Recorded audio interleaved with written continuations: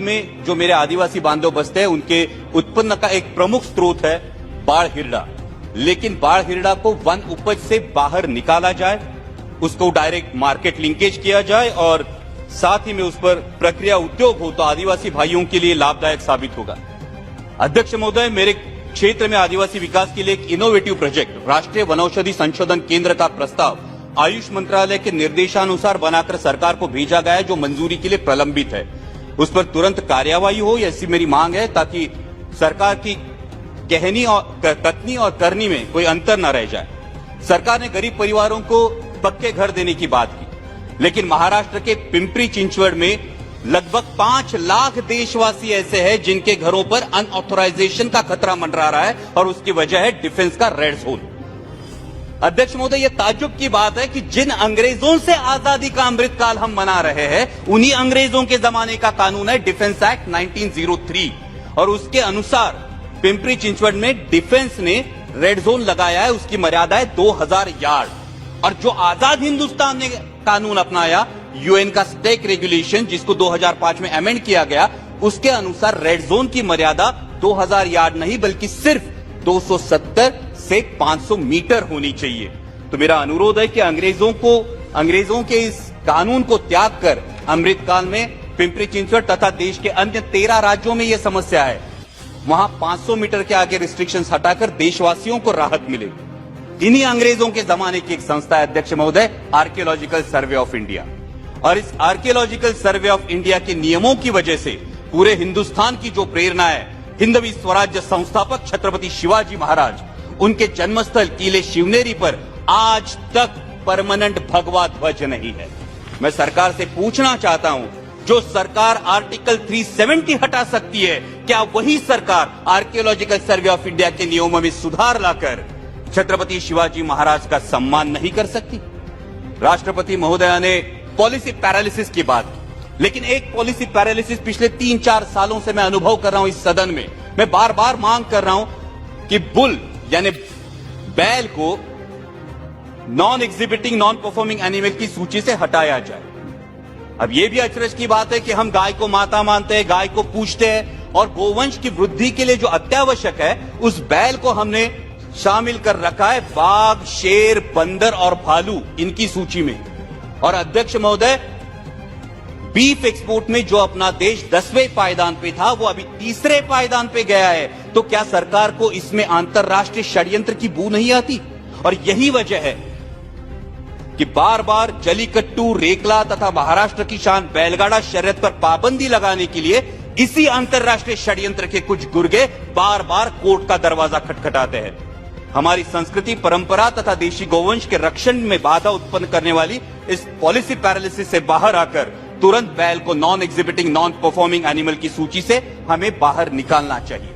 दूसरा एक policy paralysis है जो महाराष्ट्र में एक बहुत बड़ा इशू है, क्योंकि राष्ट्रपति जी ने अपने अभिभाषण में किसानों की भलाई की बात की। एक बड़ा इशू है, वो है लेपर्ड की बढ़ती हुई संख्या। आज महाराष्ट्र में रात में 3 फेज लाइट नहीं है तो पानी देने के लिए किसानों को रात में जाना पड़ता है और आए दिन किसी न किसी किसान पर लेपर्ड का हमला होता है। और ये लेपर्ड के लिए जो ग्रास लैंड है, ये हम तो अभी बना नहीं सकते, तो लेपर्ड्स के लिए एक पॉलिसी लाके उनके रिप्रोडक्शन कंट्रोल के बारे में प्रावधान होना चाहिए। राष्ट्रपति जी ने लोकतंत्र की जननी कहकर देश का सम्मान किया, लेकिन उसी लोकतंत्र में मेरे सहयोगी सांसद जो सामरिक दृष्टया अति महत्वपूर्ण लक्षद्वीप आइलैंड से चुनकर आए हैं, उन मोहम्मद फैजल जी के साथ होता अन्याय दुर्भाग्यपूर्ण है। एक सेशन कोर्ट वर्डिक्ट देता है और इमीडिएटली उनको डिस्क्वालीफाई किया जाता है और 1 हफ्ते के अंदर, अध्यक्ष महोदय, सिर्फ 1 हफ्ते के अंदर बाई इलेक्शन का नोटिस भी निकलता है। हाई कोर्ट की अपील का इंतजार भी नहीं किया जाता। हाई कोर्ट में अपील की जाती है, हाई कोर्ट का जो डिसीजन आता है उसमें सेशन कोर्ट के डिसीजन को खारिज किया जाता है और आज 13 दिन हो गए, लेकिन मेरे सहयोगी सांसद मोहम्मद फैजल जी को पार्लियामेंट्री प्रोसीडिंग्स में शामिल नहीं किया गया, क्योंकि उनका डिस्क्वालिफिकेशन अभी तक रिवोक नहीं किया गया। मेरी सदन से मांग है कि उनका डिस्क्वालिफिकेशन रिवोक किया जाए और लोकतंत्र की शान और लक्षद्वीप के अपने देशवासियों का विश्वास दोनों को बचाया जाए। राष्ट्रपति जी ने अपने अभिभाषण में अर्थव्यवस्था विश्व में 5वें पायदान पर पहुंचने की बात की और हम सभी को गर्व है इस बात का। लेकिन हम मिडिल क्लास लोग हैं अध्यक्ष महोदय, 1 लाख करोड़ में एक पे कितने जीरो लगते हैं ये हमें पता नहीं, क्योंकि मेरे देश के 90% देशवासियों को सिर्फ इन सवालों से मतलब है कि आज पेट्रोल का दाम क्या है, आटे दाल का भाव क्या है, गैस सिलेंडर के दाम क्या है। अध्यक्ष महोदय, सरकार में बैठी एक मंत्री महोदया कभी गैस सिलेंडर के दाम बढ़ने पर धरने पर बैठ जाती थी। आज गैस सिलेंडर के दाम जब 1000 के पार हो गए तो क्या माननीय मंत्री महोदया भूल गई कि सास भी कभी बहू थी। अभी मेरे एक बहुत सीनियर सांसद सदस्य ने बहुत अच्छी पंक्तियां की, महंगाई नहीं खर्चे बढ़ रहे हैं।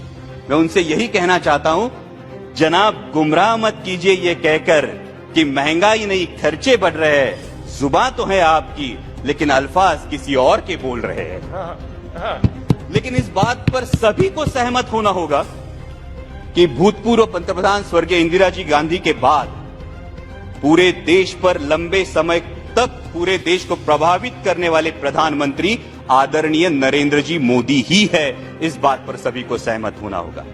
लेकिन अध्यक्ष महोदय, इतिहास गवाह है कि प्रभावी व्यक्तियों का नुकसान विरोधियों से ज्यादा उनके अनुयायी करते हैं। इस बात का इतिहास गवाह है और इसीलिए सोशल मीडिया के अंधभक्तों से और सवाल पूछने के बजाय अपने में मशगूल रहने वाले मीडिया के कुछ नुमाइंदों से सावधान रहने में ही देश हित है।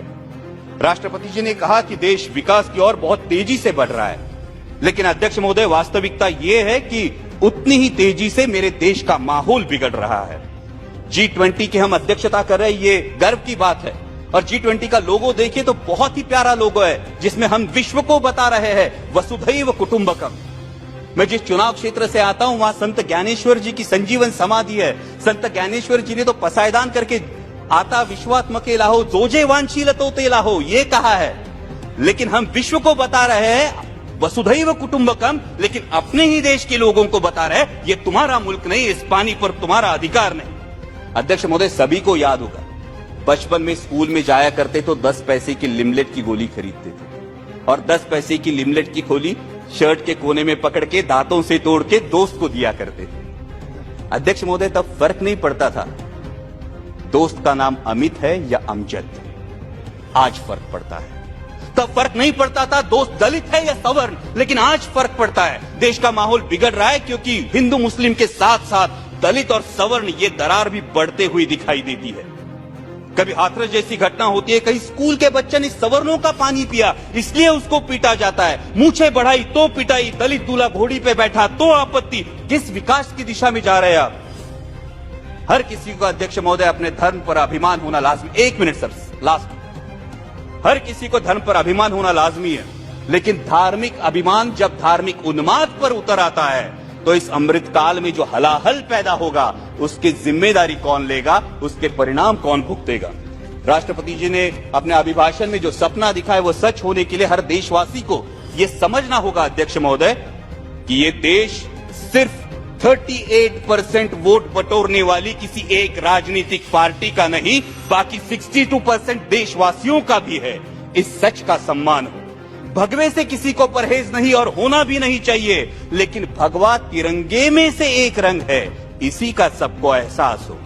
दहलीज के अंदर कोई ईश्वर, अल्लाह, यीशु किसी की भी उपासना करे, दहलीज के बाहर कदम रखते ही वो सिर्फ और सिर्फ भारतीय हो।